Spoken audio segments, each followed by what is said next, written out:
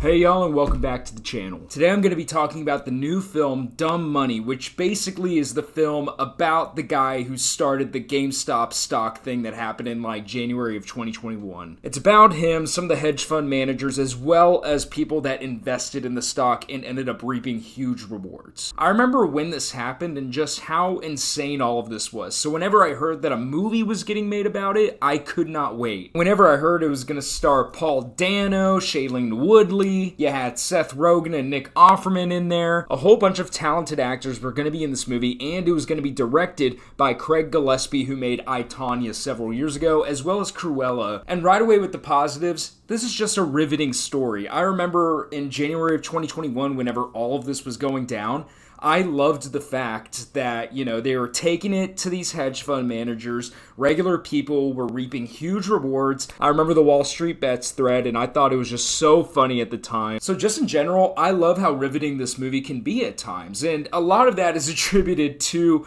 the actual real-life story and how some people's lives were forever changed. But it also says something to how they portrayed all of this happening, the fact that they made the decision to not just focus in on the guy who started the thread on Wall Street Bets or the hedge fund manager guys. It's not just about the major players in all of this. It focuses in on regular people like you and me, people who work daily jobs, and how a lot of those people were positively impacted. And I think the movie made a really great decision in casting notable actors in most of those roles, such as Anthony Ramos, America Ferrera. They did a good job of casting likable actors that you want to root for and putting them in these roles where they play everyday people who you want to see win. I just thought it was a really wise decision to not just focus in on the major players in all of this. And I really did love the balance that they struck there.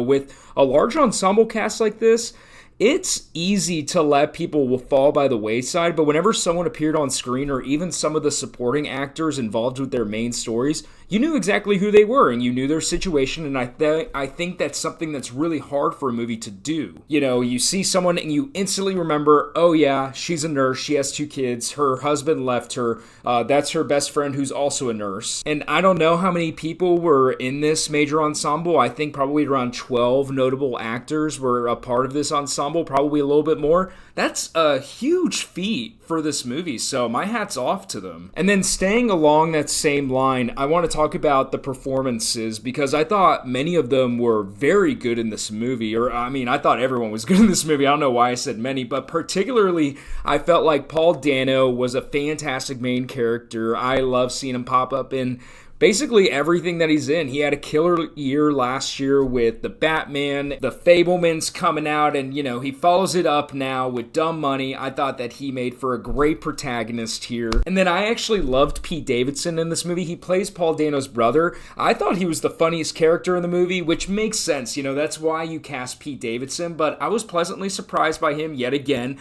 And he's just showing more and more that he can have a presence in movies and he can be funny, and he's not just a guy who gets on SNL. I could totally see him popping up in more supporting roles like this. And then I thought Sebastian Stan was actually perfect as one of the co-CEOs of Robinhood. I thought that he was really funny in the movie, just playing some scumbag. And then Shailene Woodley, I want to highlight here. She plays Paul Dano's wife, and I was thinking about it on the drive home tonight, and something that I noticed about her in this movie is she just has a way of bringing weight to every movie that she's in.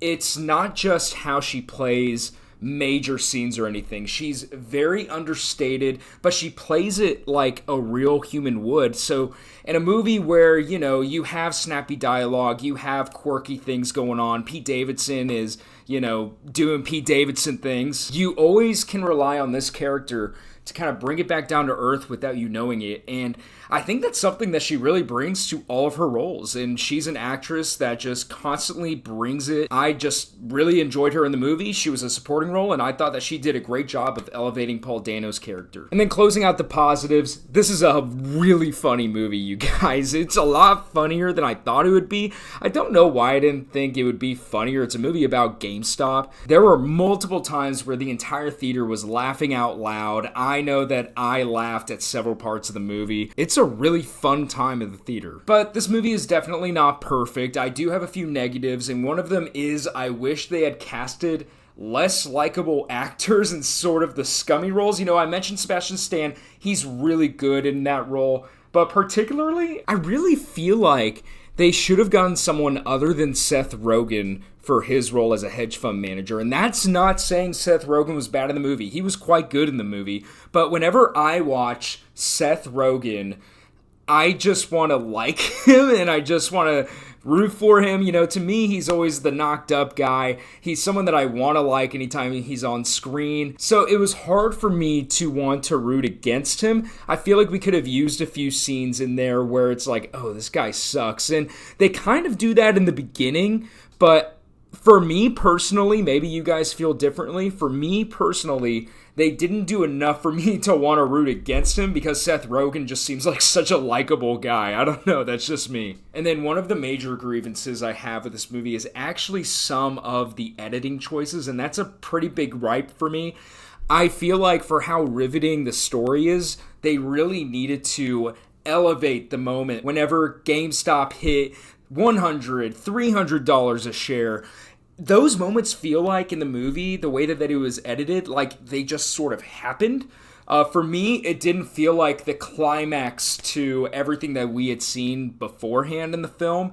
And to me, that's a real lost opportunity. That's your moment to really land a punch on your audience, be like, look, all these people are winning now. And we have plenty of those moments, but I think it would have been more effective had it been, you know, a real punch to the gut as soon as GameStop hits 100. And unfortunately, the way that it was edited, I just didn't feel that personally. I think that that's a really critical thing about movies like this. Whenever you're trying to root for the poor, get at the rich, you know, you gotta have a gut punch in there. And for me, you know, yeah, I got that at some point whenever they would talk about how much Paul Dano's character was worth at that point.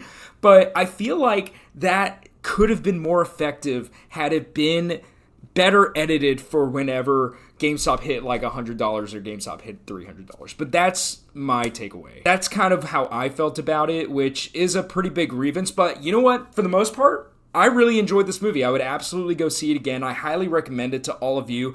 All in all, it's another win in Craig Gillespie's filmography. Paul Dano, again, proves why he should be a bigger name in Hollywood. I loved seeing Shailene Woodley here. Great ensemble cast, fun story. Definitely go give it a watch. But that's everything that I had to say about Dumb Money today, guys. Thank you so much for watching this video and subscribe for more. I'll see you next time.